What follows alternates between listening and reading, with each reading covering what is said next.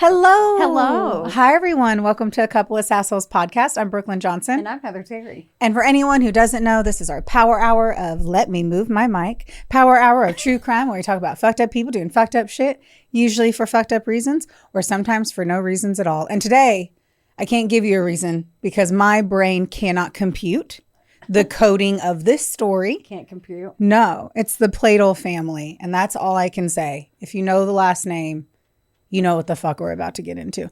This is a red flag warning on all things today. All the things. Not all things. There's no torture. We're not going to talk about like the actual murder is not.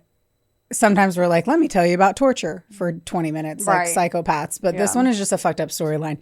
It's one of those where you're like, if you were reading this as a book, you'd throw up. Oh, God. So it's worse when you realize like, this is real life. Oh, man. I should have, we have a touch-up, or I have a touch-up in a couple weeks for Hitesh. We have a touch-up? I knew that would catch And him. Yours are moving way less than mine. Mine's moving. So, like, I just feel like I needed to go see Hitesh, go see Amber. And We always need to go see a TEF. oh, my God, right? If there's ever if you just don't know what to do, go see a TEF Aesthetics. Yeah, in Owensboro, Kentucky. Yeah, or Nashville.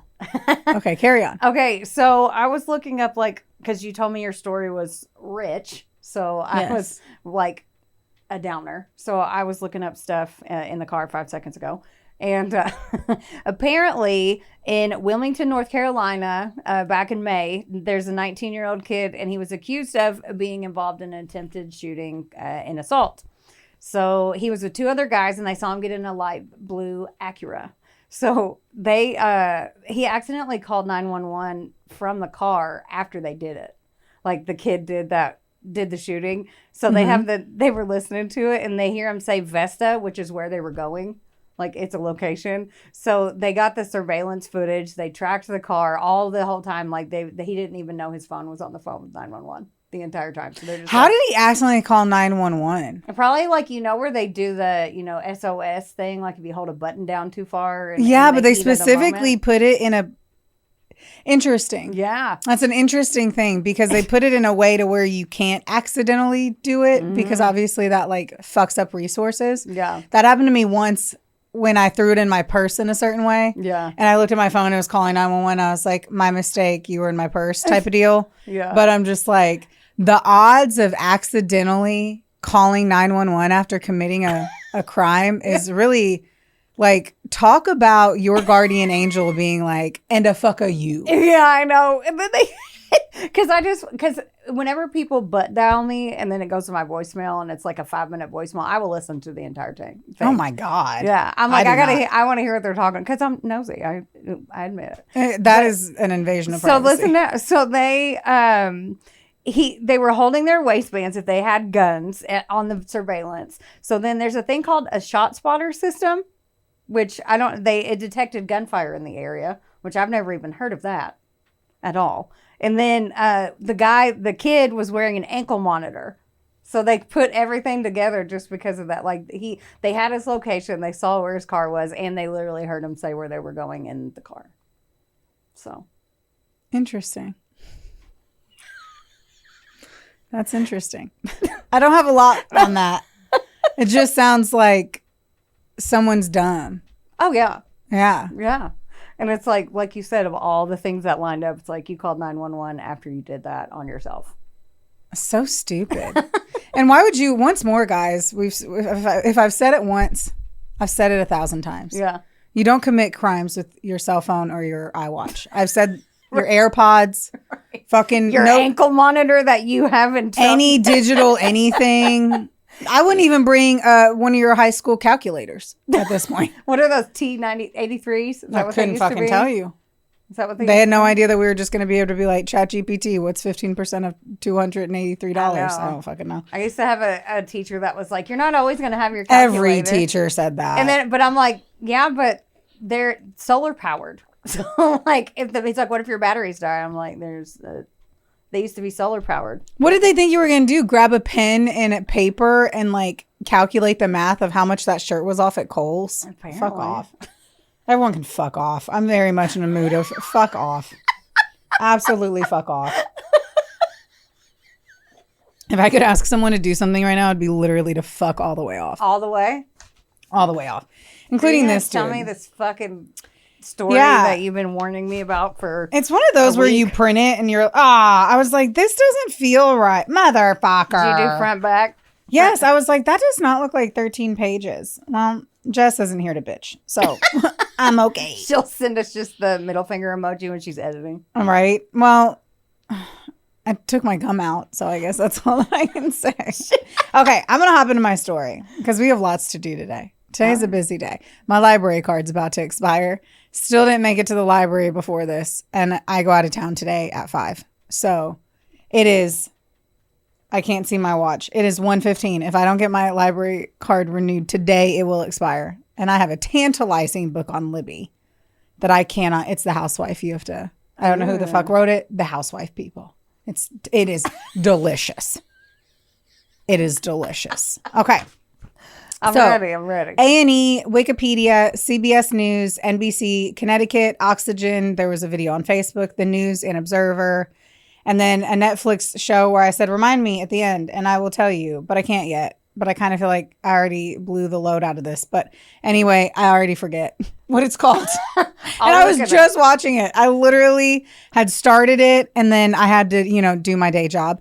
And then today when I was getting ready, I had my laptop in the bathroom, and I was like watching the rest of it. And it's just, if you do watch the show, I do suggest. I'll look it up. It's and we have to say it at the end though. Yeah. I will say that it takes some of the heat out if you watch the first half and then have to be forced to stop, because then you can come back into it and you can almost make it in your head like it's not what's really happening, because it's that. It's that. All right. Rugged. It's this. It's just. It's so bad. Anyway, well, here we go. So as I said, it's very red flag warning. The biggest, brightest fucking flag I can give. The story sucks. This is gross. Things are going to go horribly wrong. We will all feel sick to our stomachs. And just, shit sucks. People suck. This sucks. Let's get into it. Oh, so we're all. Welcome to Sucky Town USA. Sucky Town USA. So Stephen Pladl, which this entire time until they fucking said it in the show, did I realize that it was pronounced Pladl, because it's Pladl. So Pladl, like platypus, that's is what I had in my head. DL. That sounds like an app. Stupid last name for a stupid fuck. Anyway, Stephen Pladl has always been a pervert loser with an eye for young girls. I'm starting strong, guys. Ugh. Born April 6, 1975 in Levittown, New York. High school peers described him as socially isolated, noting strange behaviors. Here's the fun thing that you can find on the internet, like wearing the same clothing daily, which may or may not have been a hockey jersey.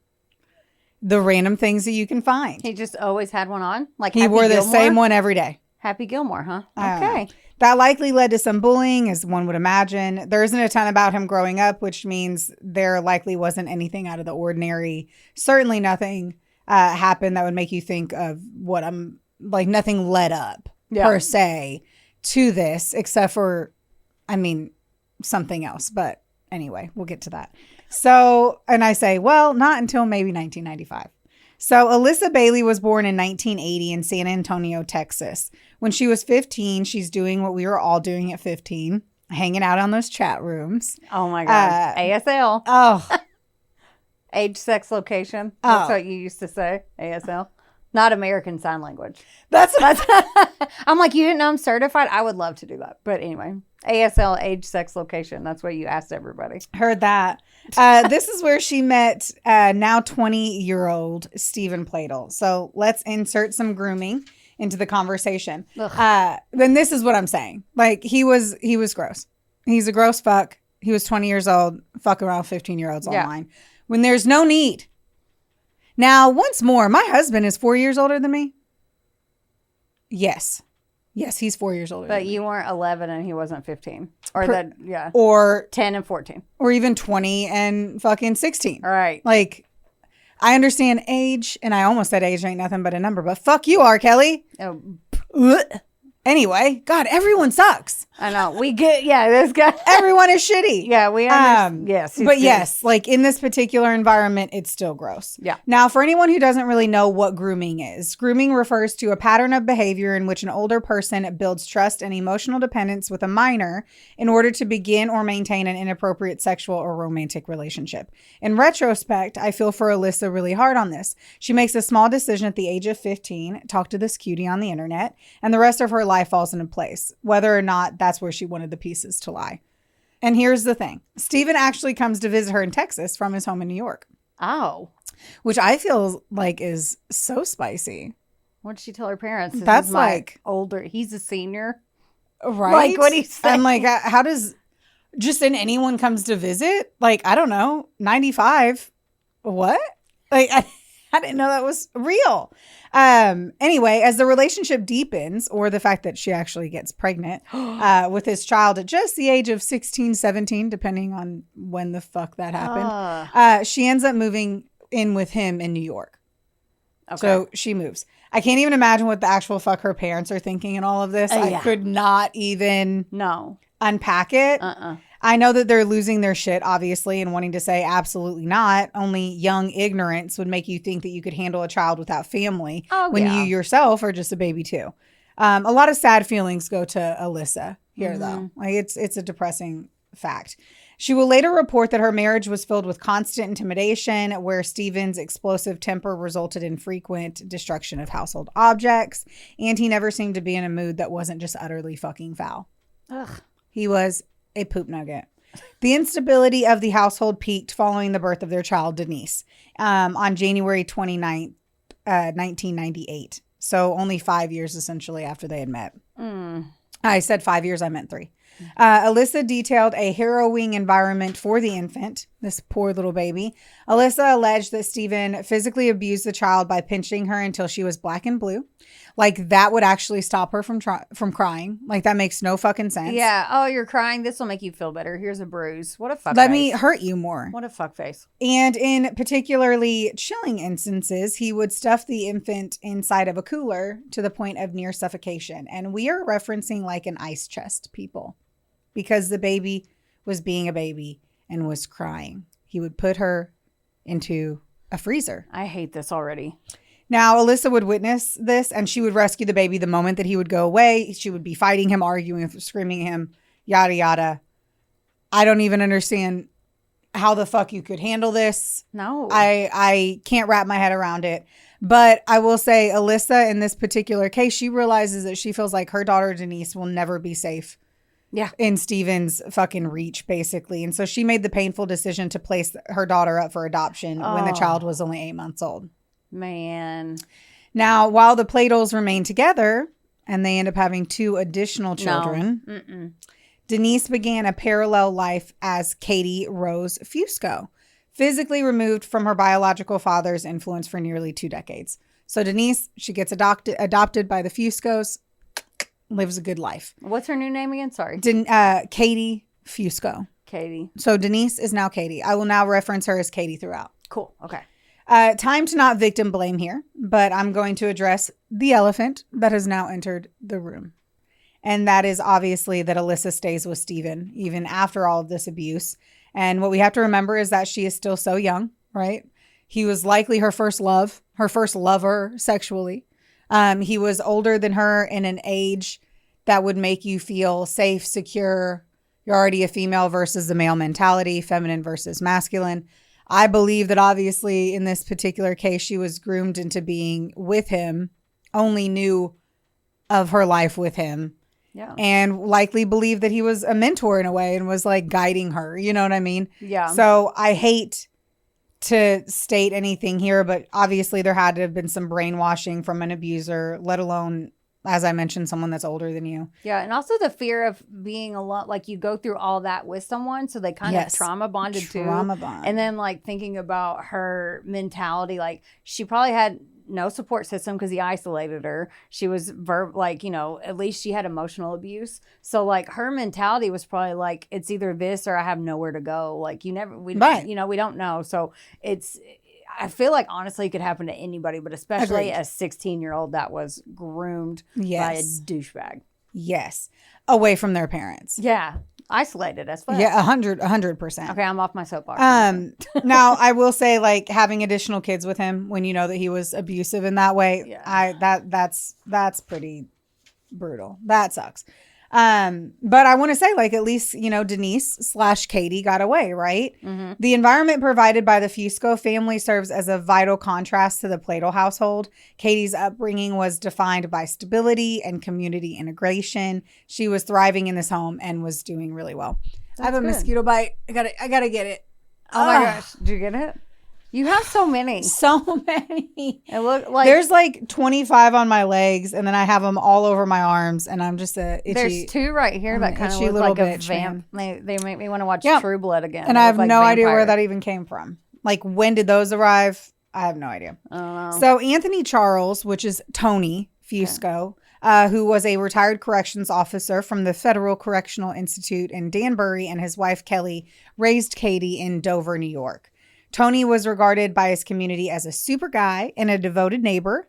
Katie, known affectionately as Pac-Man, for her healthy appetite. And she was also a vegetarian and a gifted artist. At Dover High School, she was recognized for her comic strips and planned to pursue digital advertising at Dutchess Community College. Oh, cool. I have to highlight, and I'll insert photo here. And I'll have to pull up these photos in 2 seconds. But she was thin, which makes it seem like it's more okay to be called Pac-Man, because as a girl who fought her weight her whole life, I would have fucking cut a bitch. I'm going to fight that one till I die. You said that, and I was like... I put that in here because Heather was so going to say something about that. I knew that you would. I was thinking it. I was going to keep my mouth shut, then afterwards be like, what she look like? She was thin. Okay. She wrote in her own personal blog, quote, "A pen and something to draw on became a safe place for me. Ink became my weapon against rules and regulations. To be short, for me, a life without art is no life at all." Oh, wow. I know. I had a little hair on my lip. Stuck in my... you guys. She's like... Doing the fucking best I can. I'm giving you a beautiful quote, and I'm over here, like, picking a piece of hair out of my lip. I wasn't going to say anything, but I'm like... It is what it is. It used to be a lot easier when you didn't have cameras. Yeah. Life used to be... Oh my gosh. So much more simpler. We rolled up in there looking all... When podcasts were actual video or audio projects, not video. And here we are. Fucking mugs on screens. Anyway, so upon turning 18 in January of 2016, Katie utilized social media to contact her biological parents. She was interested, right? Mm-hmm. Exciting. Let's fucking do this.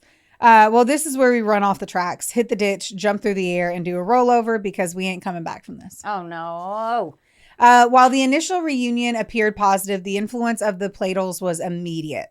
Firstly, it appears that Alyssa was officially ready for a divorce. Like, she was leaving him. Okay. She could not deal with him in any capacity and was ready to walk away by the time that Katie had reached out. Not only that, but after a brief little visit, Katie abandoned her college plans. Huh?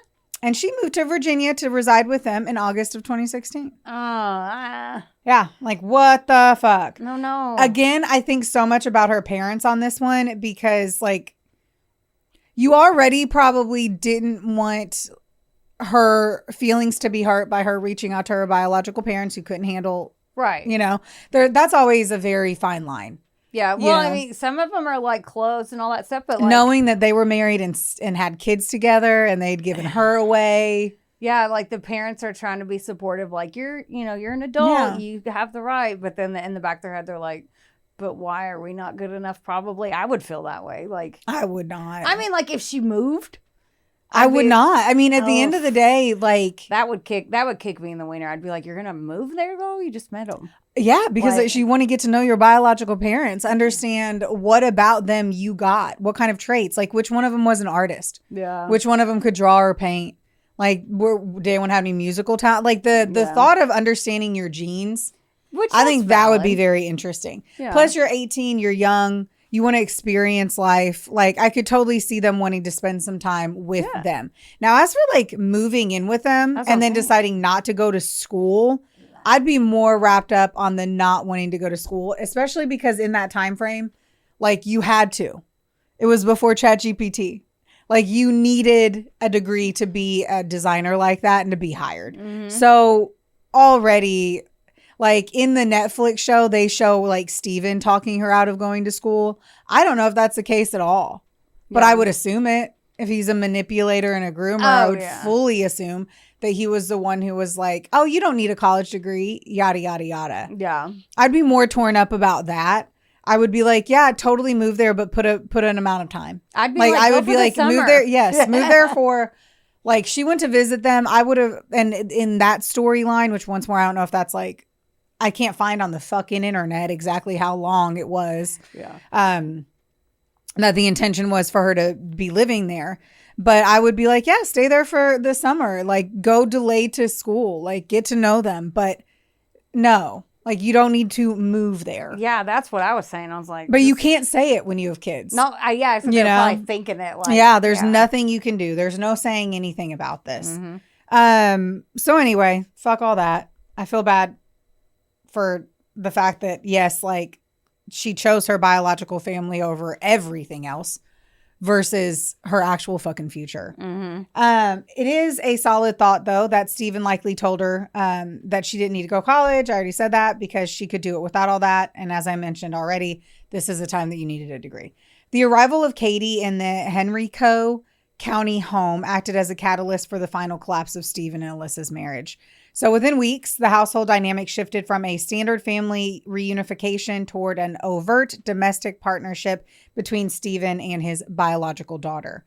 So Steven underwent a visible physical transformation. Fucking so gross. He grows his hair out long and then he shaves his beard and he adopts like a really youthful style of dress. So he does the American Beauty. I haven't seen that movie. Drew's even giving me a look. I haven't seen it. Is that the one with the floating bag? Okay, I haven't seen it.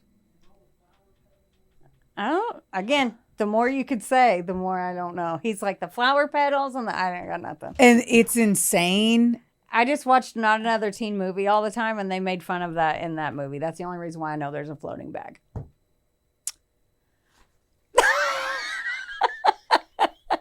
She's not mad. She's disappointed. Yes. Yes. Can you please watch that this weekend? Yes, I'll put it on my homework. I will fucking text Will. Anyway, so I feel gross.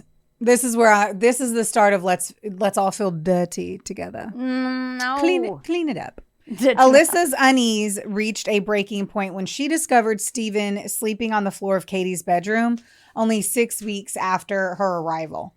Like a fucking dog? What is he, her dog? On the floor? Get out of her room. When confronted, Steven deflected the accusation, stating his actions were none of her business. Oh, it's none of my business. I was sleeping on the floor like a coonhound. What are you talking about? That's like so a coonhound. That was really country. The absolute. I wish a motherfucker would. Like, ew. Okay. I don't like where this is going already. Let's do a quick little timeline to the domestic deterioration, okay? Okay. So August 2026, Katie moves into the Pladl home in Henrico County, Virginia. Okay.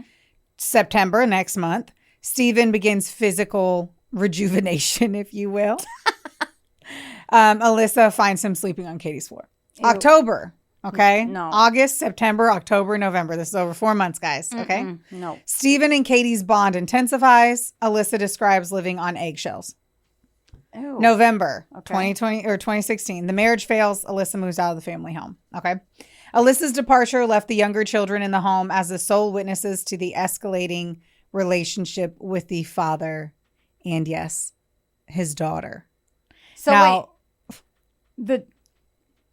Most of the info on the kids is withheld to obviously make sure that the other children have as much privacy as possible.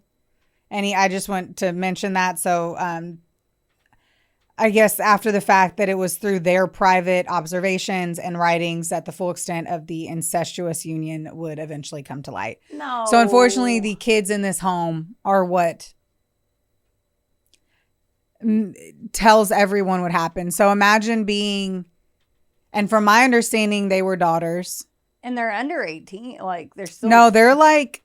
Right? in the show, and I don't know if they did this because they could or why. Okay. Right? Like, I don't know if they picked the kids' ages because they tried, like, there's nothing about the 2 kids. How old they were. No, they just say that they had 2 other kids. Good for them. I'm sure that I could releasing find it if Yeah. I paid for her birth records and all this shit. But guess what? I don't do that. So, and because what's the point of me digging into the kids? Let them fucking be. Yeah, But let them be. I'm glad they don't tell their show. one of them was like in the show, I don't know, because I suck at guessing ages, 7 or 8. And the other one's like 15.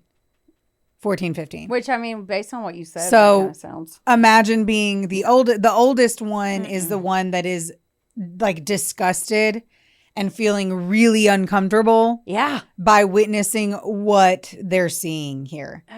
So family secrecy became Steven's primary tool for maintaining the relationship. For months, he managed to hide the true nature of his bond with Katie from the public, though he instructed his younger daughters to refer to their biological sister as their stepmother. I knew you were going to say that. That's so gross. I hate this. Yes. Ugh. Yes. And now I realize I did know one of the daughters' ages. So the oldest, I believe this is the oldest one, was 11. But well enough to know. Old enough to know what Yes. the fuck is going on. Old enough to know that her father is fucking his daughter and her sister. That's what we just have to say. This 40-something-year-old man is having sex with his 18-year-old daughter. Nope. Mm-hmm. I'm icked out. Yes. Yes. The revelation occurred in May of 2017 when Alyssa discovered an entry in her 11-year-old daughter's journal detailing that Steven and Katie were sexually involved and that Katie was not only fucking her dad, but that she was pregnant with his child. I'm done. I quit the show. I quit.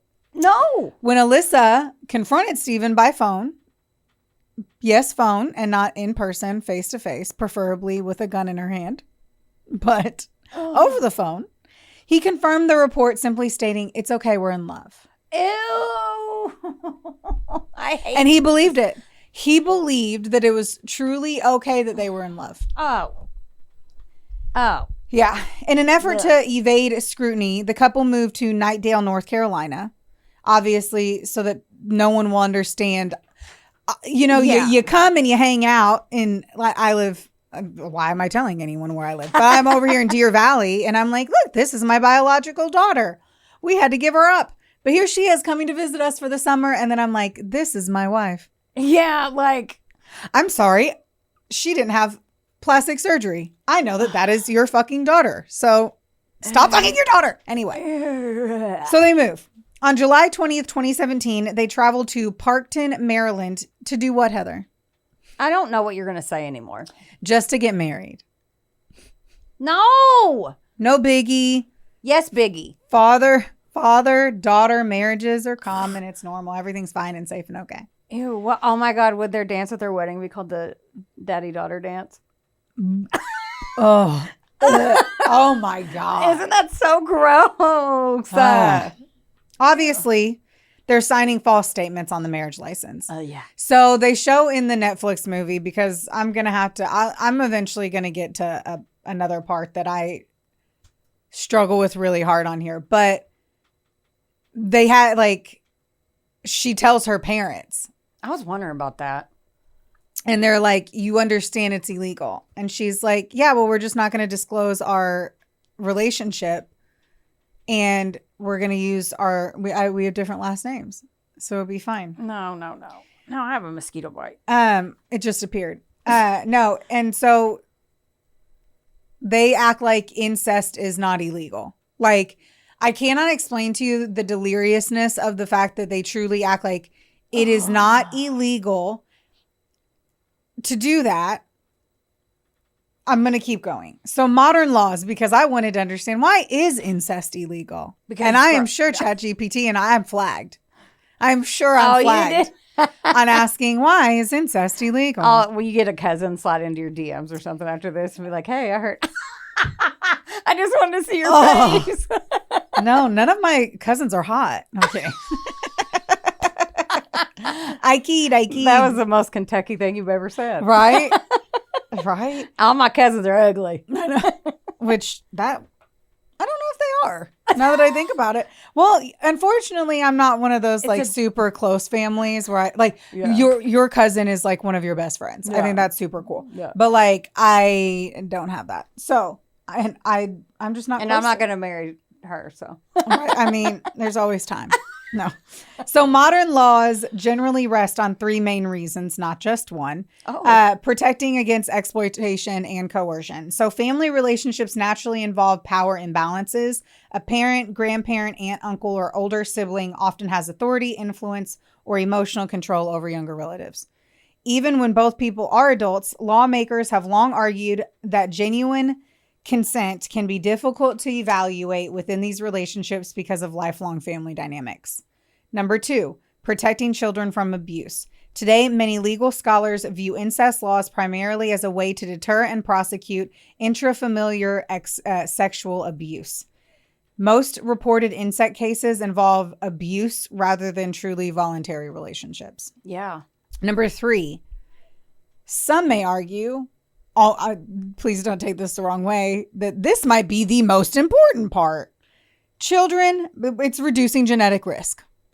This is the part that blows me away. When they have this child, they are so excited that this is their love child. Not one part of them is thinking about the fucking genetic risk. So children born to close biological relatives have a significantly higher risk of inheriting 2 copies of harmful recessive genes, increasing the likelihood of certain genetic disorders and birth defects. This has historically been one of the reasons societies discourage close relative reproduction, although it is not the only reason behind modern laws. Yeah, that's like when people talk about the blue people, all the legends you hear about the blue people. It's because they're so incestuous and they have been for so many years, and that their skin appears blue, like because their veins are so close, like because it's happened for so many years. I don't know. Don't quote me on this.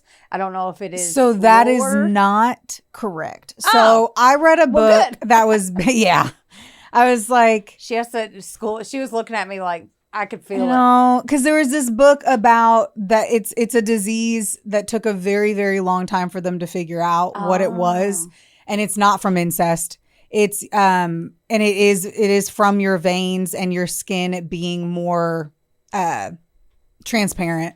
Yeah, but it's a genetic thing, not from incest. But no, I meant they used to say, "Oh, in Eastern Kentucky, where the blue people are," and I'm not saying that. That's just what people used to say. Mm-hmm. That's what I heard.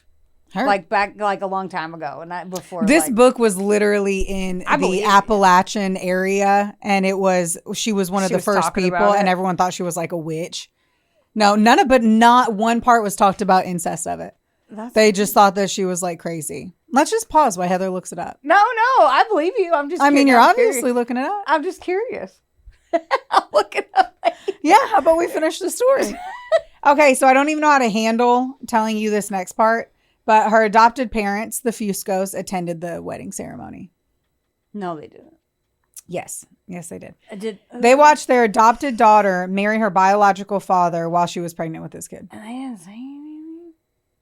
Obviously, they said something. But I want to be really irate and I want to be mad at them. And honestly, I fucking am. They later explained that it was done in a desperate effort to maintain contact and prevent Katie's total isolation under Steven's control. So it was like rock hard place. If we do not, she's gonna cut us off. Yes, that's 100%. God, I'm so glad I'm not a parent. Oh my God! Like, could you imagine? Like, and you have stepkids. Like, just having to sit there and bite your tongue for something this severe, just so they don't cut you out of their life forever. Well, the fact that they did not find out about the sexual relationship until she was pregnant, she couldn't hide anymore. Is what is like the killer. Do you know what I mean? Yeah. Because if it was in a different scenario, I would drive to their home. I would pull her out of the house by her hair, and Travis would have the gun drawn on him. I mean, I would assume you could call the police. I don't know. I'm just thinking like calling the police and being like, I need to do a welfare check. Yeah, but how would you be able to tell, babe? Yeah. Tell me how you can tell that people are having sex unless the cops show up while they're having sex. Sister. I'd be like, hey, look over there. Ask the kid. I don't know. I don't know. I'm grossed out. Yeah. Yeah. Ugh. Well, I don't know. Guess what else well, here's the thing that kills me though. They could have like called the cops. Like why they didn't call the cops? Yeah. And I'm sure they didn't because their daughter was going to get arrested because she was doing it too. Right. So it's killing me. Wonderboy Media is not only the proud producer of this glorious magic imploring your ear holes right now, but they're also a big deal. Get in touch with them today to make all of your dreams a freaking reality. From using their banging ass podcast studio, where we are right now, to creating amazing videos and editing our content like the mystical mavericks they are. Your podcast can go further when you have a Wonder Boy. Hit up Drew today at WBOYmedia.com. Or text him day or night at 270. Just kidding.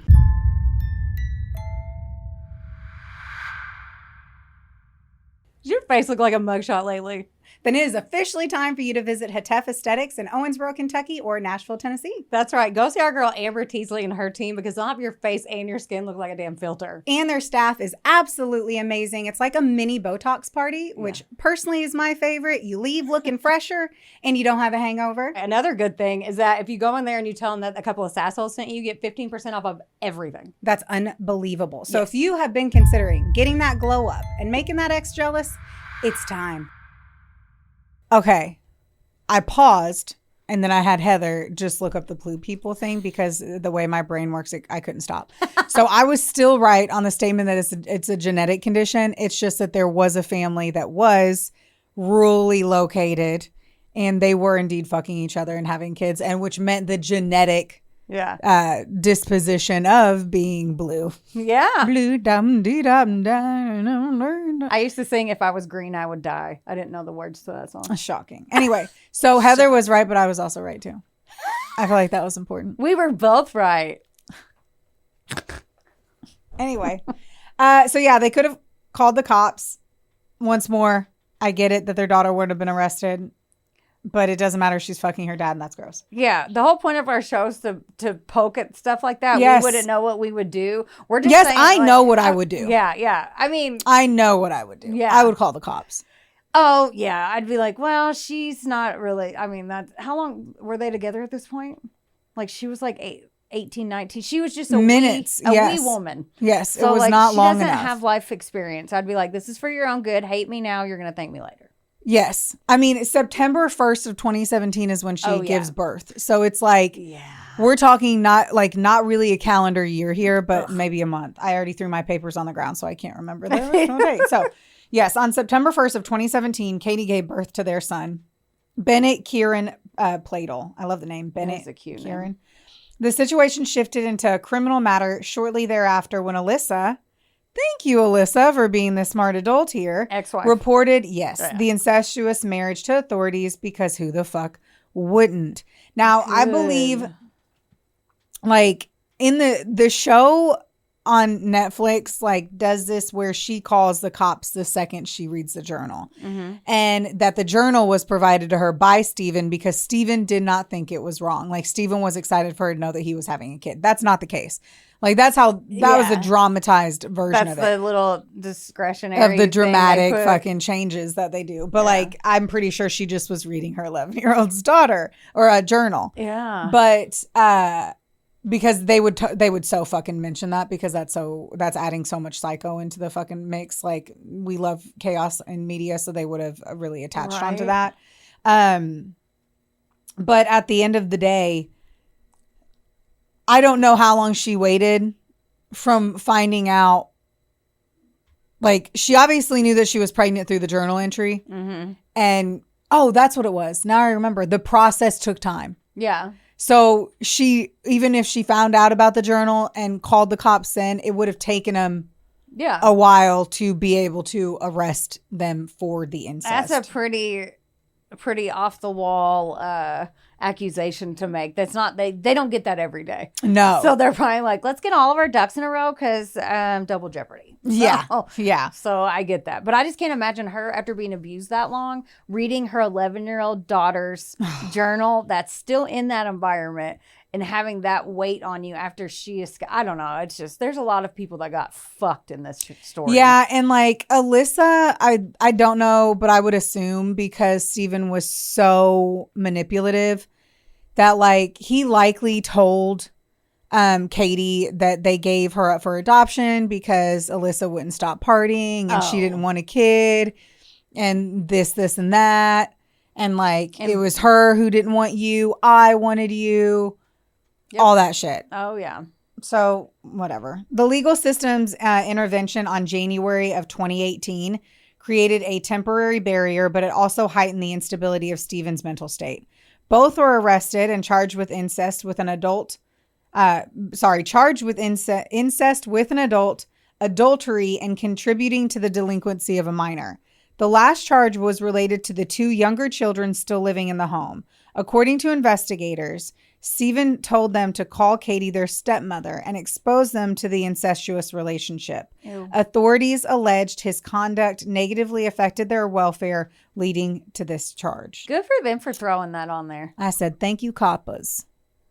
Thank you. That's a good, yeah. And they did do that. They did interview the kids, and that's how they were able to like. And it was all based off of that one fucking statement. Call your sister your stepmom. You nasty fuck. This is you nasty fuck. The bond conditions mandated a no contact order and physical separation. So that means that Katie moved back to New York with the Fuscos while Bennett was placed in the legal custody of Steven's mother in North Carolina. Steven's defense attorney, and I get very confused on North Carolina, New York, who was where, who went where, and apparently everyone just liked to move. So just rest assured that this is true. So, because I think I get confused with the Fusco's family being in New York and Alyssa's family being in Texas. There's a lot of moving parts. I get confused. Yeah. It's an easy thing to do when you're not that bright. Oh, you are a shining star. The only thing is this story is so disturbing that, like, that's just a drop in the bucket compared to everything else. So many buckets. So many buckets. Steven's defense attorney, Rick Friedman II, who I fucking hate. I hate him already. I fucking hate this dude. Publicly maintained, I hate this dude, that the relationship was consensual and noted no indicators of impending violence. In a detail that highlights the lack of visible warning signs, Friedman noted he had breakfast with Steven and found him to be head over heels in love. He basically I fucking hate him so much. Ugh. Rick, you're a piece of shit. He basically argued that because she didn't grow up in that house with him, acting as a father figure to her, that their love was okay. No. Sounds to me like Rick Friedman II is a big old fucking pervert as well. You fucking nasty piece of shit. I hate this dude. You heard her here first. I damn near hate him more than I hate the other dude. I mean, For you to be the type of attorney that is eating your roasted chicken and vegetables at night can sit there and say to yourself, yeah, it's okay that this 40-year-old father fucked his 18-year-old daughter and got her pregnant. Mm-hmm. I believe it's fine because he didn't raise her.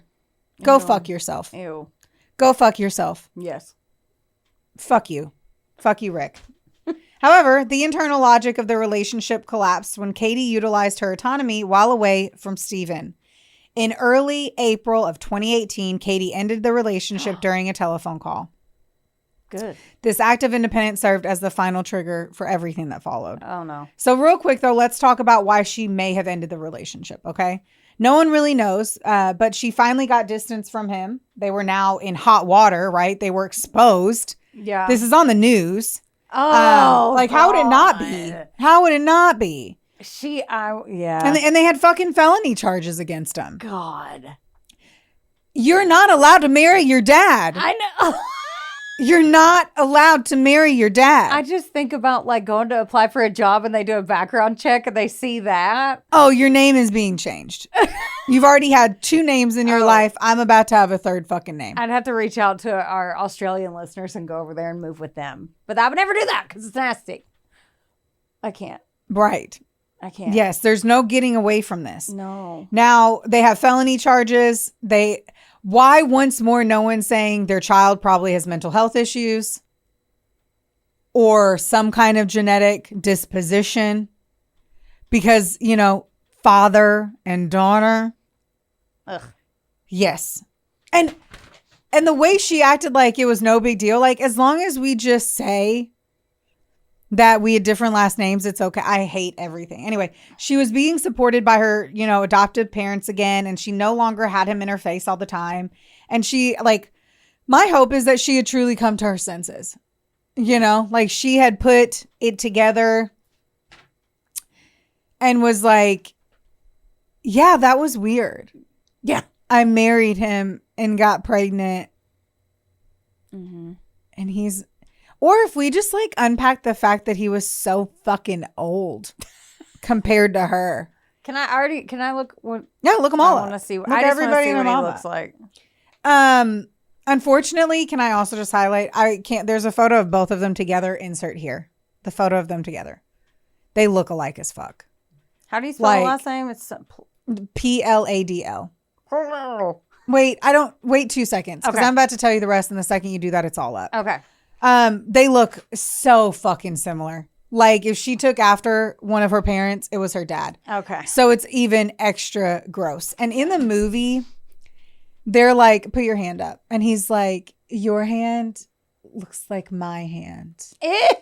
And that made me feel icky. And he's like, sometimes when I look at you, I feel like I'm looking at myself. And I'm like, because it's your fucking daughter, you nasty. Ew. So are you that obsessed with yourself? The dude who plays him, though, was hot. Yeah. And really, really fit. So I was like, as long as you can watch the movie and in your mind be like, they are not related at all. And even then it's gross because she's so young and the person who's playing her looks so young. And you're just like, what? I can't. If you just did the age, 18 and 40 something, you'd be like, anyway. Okay. So right as Katie's figuring things out, right? Stephen had officially lost his mind, and he did so with precision, okay? So over the course of 2 days, he demonstrated logical precision and premeditation. Stephen used routine and deception to execute his targets across North Carolina, Connecticut, and New York. In North Carolina, on the evening of April 11th, 2018, Stephen picked up his 7-month-old Bennett from his mother's care under the guise of a Skype call with Katie. Originally was like, I'm going to Skype Katie. Everything's fine. He then murdered his son in his Nightdale home by squeezing his little torso until he died of asphyxiation. Oh my God. You want me to cry on camera? He was later found by police in a bathroom closet wearing his elephant onesie. Yep. He squeezed his little baby to death. Oh my God. Keep going before I start bawling. He wasn't done, though. He decided then to drive north toward the New York, Connecticut border. And Stephen maintained contact with his mother this entire time, kind of providing a chilling real-time log of his movements. His poor mom. Pull up the soundtrack of her phone call to 911. It's so horrible. On the morning of April 12th, Stephen reached the intersection of Route 7 and Route 55 in Milford, Connecticut. Knowing that Katie and Tony is her adopted dad, that their routine involved visiting a grandmother in Waterbury, he waited in his Honda Odyssey. As their pickup truck stopped at the intersection, Stephen pulled alongside in his light blue minivan with North Carolina plates and opened fire with an AR-15 rifle, killing both his daughter, Katie, and her adoptive father, Tony. Here's the timeline of the final calls. April 11th at midnight, Stephen called his mother, claims he's taking Bennett to see Katie in New York.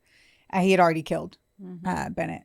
April 12th at 7 a.m., he calls his mother again and reports that they're almost in New York. Same day at 8:45 a.m., so an hour 45 minutes later, he confesses to killing Katie and Tony. He states he left a key under the mat in North Carolina to enter his home. At 9 a.m., which is 15 minutes later, his mother calls 911. At that point, authorities are alerted, and supposedly Stephen said that Bennett was dead inside his house, which is why he had left the key. Following the ambush, Stephen drove his minivan into Dover, New York, which is about 18 miles from the shooting where he committed suicide via a self-inflicted gunshot wound. The perpetrator's death brought an immediate end to the criminal proceedings, leaving the survivors with a permanent lack of legal closure. The investigation confirmed that Bennett Kieran Pladl died by asphyxiation/smothering, while Katie and Tony died from multiple gunshot wounds to the head and torso. Jeez. In this story, we lost a 20-year-old mother, sister, and daughter. I will not say wife, who was an aspiring artist and ready to create a new life for herself, named Katie Rose Fusco. We lost Anthony Charles Fusco, who was 56 years old, a retired corrections officer and a devoted father, killed while accompanying his daughter in the car. That was all he was killed for, was because he was in the car. Oh, my God. A 7-month-old baby named Bennett Kieran Pladl, the son of the incestuous union, murdered by his father in his own home. Who we also leave is Alyssa Pladl and Kelly Fusco, with lives that can never be not scarred and ruined by this case. Kelly is Tony's wife, of course. Alyssa has since spoken out to raise awareness regarding the warning signs of domestic abuse. Kelly has chosen a private life, hopefully of healing. I cannot find anything about her. The case remains a haunting study of missed signals and the failures of the domestic justice system. It was dramatized in the movie. I got it right here. 2024 Lifetime film, Husband, Father, Killer. The Alyssa Pladl story, because it's Alyssa who's telling the story, which brought renewed scrutiny to the questions surrounding family reunification and the handling of incest cases. The legacy of the Pladl file is one of two families permanently linked through a shared history of grief and the catastrophic reality of domestic escalation. This is the Stephen Pladl and Katie Fusco incest story, with lives taken and others forever altered. It ends so fast, doesn't it? It's almost like it's 24 hours of violence, almost like. And the only reason it took 24 hours was because of the drive time. I am rocked. And the way they show it. So number one, there's a no contact, right? So you're arrested. They're like, you guys really got to stop fucking. This is gross. And they're like, what? And so she gets out of jail. He gets out like soon after, and she calls and she reportedly like, we don't need to do this. It's done. And then what? He just like, he snaps right then. God. Like, there's no... Well, he's in love. There's no, let's talk about it. Or like, that's what I think like blows me away, is that he didn't think that he could manipulate her back in. Yeah, like she had always said it took 2 seconds. Yeah. Like did you, like, you didn't try to make it work or give her some time or... Yeah. I don't know. Stop being her fucking biological father. I don't know. Yeah. Ugh. Like, it was just handled so quickly. Yeah. And he's always been in charge of the women in his life. So the second that someone took his toy away, also known as his daughter wife, that like, he's like, well, no one does that to me. I'm in charge of everything. Right. So, and like, it's intriguing in the movie too, because they show Alyssa like fighting with him, like to get the baby out of the freezer and all of this shit. And then in the movie, they're showing now Katie fighting him to be able to comfort her son, who was crying because he said babies shouldn't be such pussies and they need to be stronger. Oh my God. And they should have to comfort themselves. They're babies. Exactly. They're amused by their feet. Like, yes. They stick everything in their mouth. Like, I don't... Like, no. They're babies. They're meant to be coddled. Like, that is... I need to be coddled right now after that. You warned me. I almost cried. No bullshit. I mean... That's why I stopped talking, because you were like... It's sad. Don't cry on the show. No, you didn't say that, but you were trying to warn me, like... It's emotional. I was literally like, this one sucks. You were like, it's emotional. And now I get it, because now I literally am like... rocked. To be just like... taken advantage of so aggressively, because everything that it should, like, he did this, right? Like, he was a pervert, no matter how you flip it and rearrange it. Right. it hurts to think of a father doing that to their daughter. And that's what I think makes like your eyes water, where you're like, blink fast and make it stop. Because you just couldn't imagine your own father abusing you in that way. God, no. And you love your dad so much. Yeah. But then it also, and I think that's what was the extra sickening, disgusting fucking part of it, was that damn attorney being like, well, he didn't raise her. So she never saw him as a dad. And I'm like, go fuck yourself with a dirty cucumber wrapped in fucking sandpaper, because that's bullshit. We're being serious. When she met her father and she met her parents, she met them as parents. Yeah. These two had sex and produced me. Yeah. They are my birth parents. That's rugged. So how you were able to hopscotch your way mentally into then taking that concept of that being your dad and putting it over here and being like, he's not my dad, he's just this hot 40-year-old. I mean, obviously he's so manipulative. Plus, like, she doesn't have a lot of life experience. She's only 18. Like, right. So, like, of course, at 18, like, you know, like, you think you know everything about everything, but somebody that can spot that from a mile away, which is so why people like that prey on younger women. Not only because they're perverts, but because they're more vulnerable. Like, and then he probably knew what to say to her to tell her parents, so they wouldn't try to come in and like if they would get mad, she's probably like, well, I'm just not going to talk to you. I don't know. There's just so many. We're just going to keep this between ourselves. You have to feel shame and be embarrassed. Like, imagine how hard it was to tell your friends that you were dating an ugly guy. Oh, they told me before I told them. Oh, I'm sure. And I say this because I've only known Heather married, but like, imagine the shame of that. Yeah. Let alone. Yeah. Oh my God. Let alone, it's hard to even say it like you're fucking your dad. I can't. Okay. It's insane. Yeah. Well, usually like being vulgar is like my favorite t-shirt to wear on this, on our podcast. And I can't even do it. Like, I can't even say this shit. Like, I can't even say this shit I would usually try, because it's so fucked up and it's so sad. And like, Alyssa's pain in all of this too is so heavy, because she felt like she left an injured deer. Yeah, this is the slaughter, you know? This is the butterfly effect times a million, because there's so many people that were affected by him.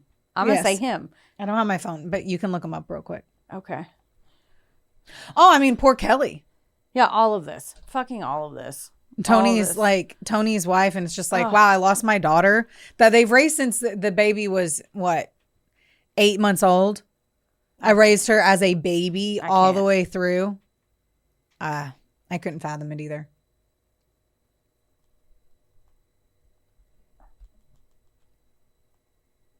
Yeah? Are you coding the website? By how many fucking things? Thanks for making me laugh now that I want to go home and like hug my dog and cry. Ew! Is this him? I can't see your phone, so I don't know how I would tell you. Don't they look alike? Yes. That is the photo where I'm like, if you just stop, and again, it pops up. Here, Drew. They look alike. Drew just made a face like he smelled a fart. Like they 100%. Like, tell me this doesn't look like just zoomed in on this. So he used to have a beard and short hair, and then he shaved his beard and grew out his hair, and that's like also very creepy. Oh, here's a picture of him when they first met. Yep. Like when they first met, and he looks like a dad. Yes. And she looks young as fuck, because she is. Okay. Anyway. Oh, I think is that her or his other daughter? That's her, isn't it? Yeah. Yeah. Yeah, because it shows that to that. Yeah. Ugh. Okay. Okay. What segue? What are we even going to do? I think we just I think we tell everybody to get tickets to our live show. Yes. Let's end this on a positive note. Yeah. September 27th is our live show. It's called Flannel and Felonies. Yeah. And we're really excited about it. Obviously, it's very fall themed, being the date. Yeah. So it's going to be a fun ass time. It is presented by Hetef Aesthetics, our favorite people ever. They're going to be there. So if you want a free consult, literally take your mimosa or mocktail in one hand and walk up to them and be like, what would you do, Amber? Tell us how you can make this masterpiece even more of a masterpiece. And it's going to be so much fun. Oh, it is going to be a blast. It's also been, by the time we do this, our last show was in February of 2025. Was it that long ago? Mm-hmm. Yeah. Time flies when you're talking crime. I don't know. We'll leave it there. I want to go. I want to go eject. Like, rate, review, subscribe. Hey, subscribe because subscribe on Spotify. Sorry to cut you off. Yeah, you did hard, and I love it. I did because Spotify said that if you subscribe, it'll help way more than anything right now. I don't know. The cloud said so. That's what Spotify said. Shit right now. They're like, you just subscribe. People subscribe. Yeah, so just hit the follow button. It doesn't cost anything, and we're not going to bug you. I mean, we're going to say at the end of every episode, don't forget, don't get mad. Get sassy. We love you. Bye. This episode was sponsored, edited, and produced by Wonderboy Media. Get the deets at WBOYmedia.com to see how you can make your podcast dreams a reality. Help us out and be sure to rate, review, and subscribe wherever you listen to our audio project. Don't forget, follow us on Facebook, Instagram, and TikTok at, of course, A Couple of Sassholes. Want more sass? Become a member of our Patreon for bonus content, merch, and more. Plus, we're on Cameo now, so there's even more ways to get the sass you need just how you like it. As always, don't get mad. Get sassy. Theodore, can I pet that dog?